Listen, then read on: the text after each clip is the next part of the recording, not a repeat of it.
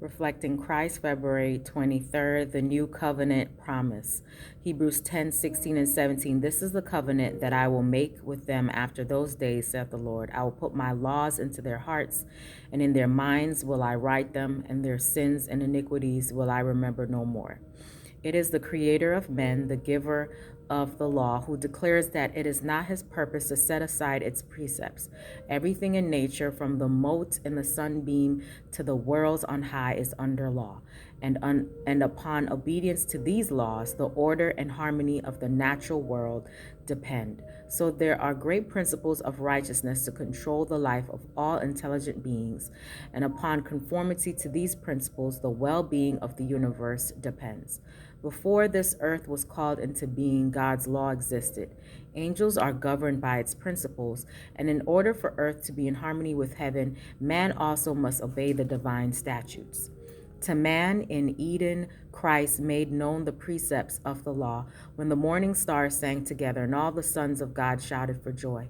The mission of Christ on earth was not to destroy the law, but by his grace to bring man back to obedience to its precepts. The beloved disciple who listened to the words of Jesus on the Mount, writing long afterward, under the inspiration of the Holy Spirit, speaks of the law of perpetual obligation. He says that sin is a transgression of the law, and that whosoever committeth sin transgresseth also the law. He makes it plain that the law to which he refers is an old commandment which you had from the beginning. He is speaking of the law that existed at the creation and was reiterated upon Mount Sinai. Jesus was to show the spiritual nature of the law, to present its far-reaching principles, and to make plain its eternal obligation.